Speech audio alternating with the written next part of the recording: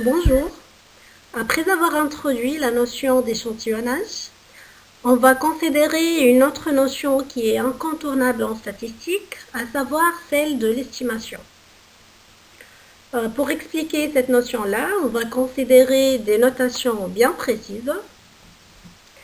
Là, on supposera qu'on a une population de taille grand N sur laquelle est définie une variable aléatoire grand X de moyenne mu et d'écart type sigma.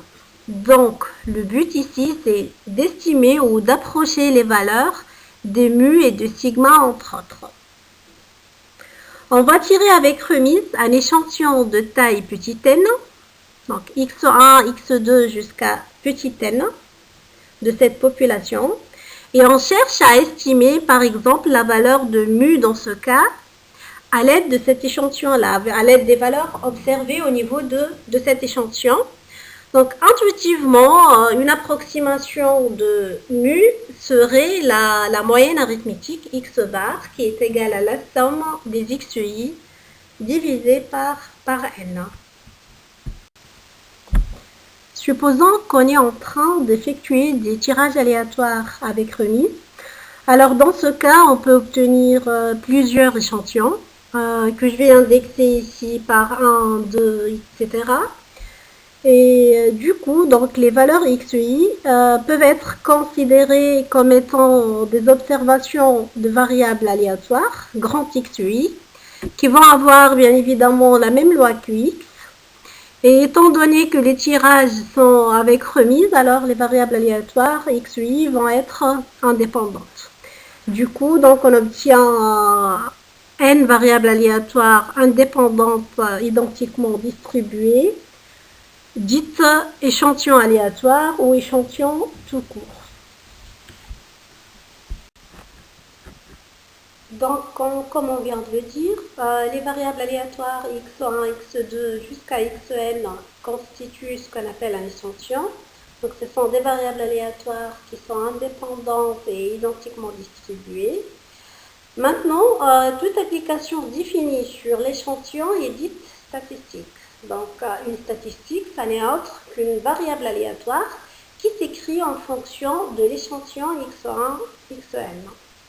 Comme exemple, je peux citer la moyenne de l'échantillon, qui est donnée par 1 sur n fois la somme des xi, on la note en général xn bar, ou encore la variance qu'on note par sigma n carré, donc grand sigma n carré, qui est égal à 1 sur n fois la somme de l'écart quadratique entre le xi et leur moyenne, ou encore donc, la variance corrigée qui est donnée par sigma n carré multiplié par n et divisé par n moins 1. Donc on verra par la suite pourquoi on a multiplié par cette constante ici.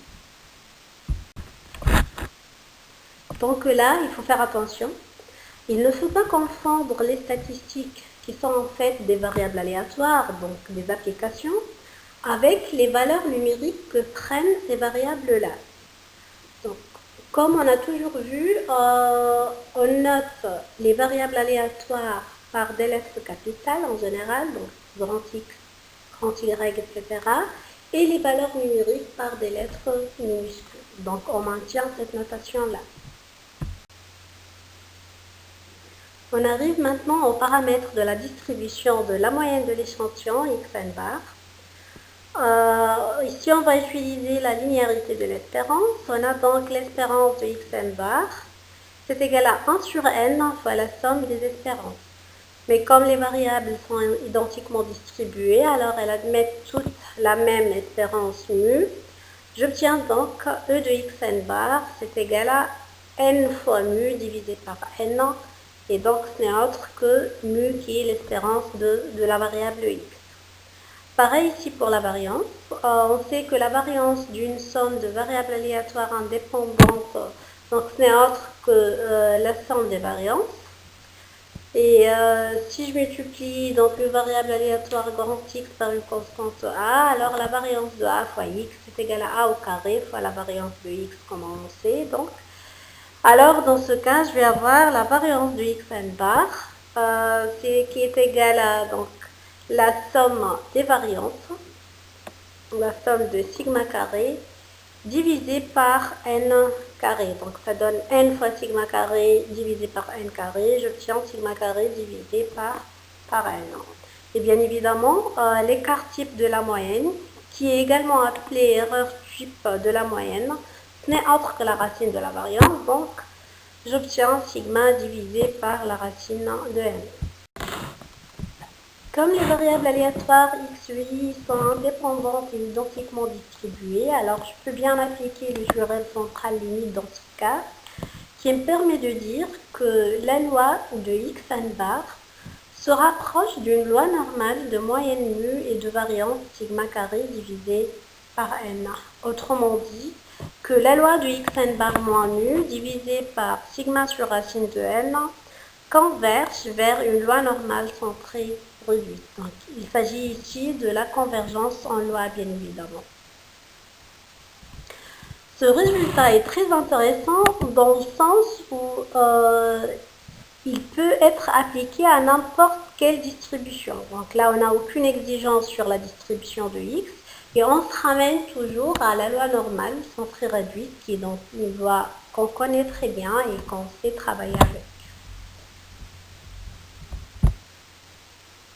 Bien évidemment, l'application de ce théorème nécessite une taille assez importante de l'échantillon, donc on peut l'appliquer au-delà de 30 observations. Et si le sigma carré, qui est la variance donc de x, est inconnu, on peut l'approcher par le Sn carré. On a maintenant au paramètre de la variance corrigée Sn carré. Par un petit calcul, on peut montrer que son espérance, donc ce n'est autre que la variance sigma carré, et que sa variance est une quantité qui tend vers 0 lorsque le n se rapproche de plus l'infini. Maintenant, dans le cas particulier où le x suit une loi normale, bien évidemment, donc ça va être de moyenne mu et de variance sigma carré. Alors, si je multiplie le Sn carré par n-1 et que je la divise par sigma carré, donc je vais obtenir une loi qui est de à n-1 degré de liberté. De la même manière, donc, la somme de x suit moins 1000 et tout carré divisé par sigma carré suit une loi qui est 2 à n degré de liberté dans ce cas.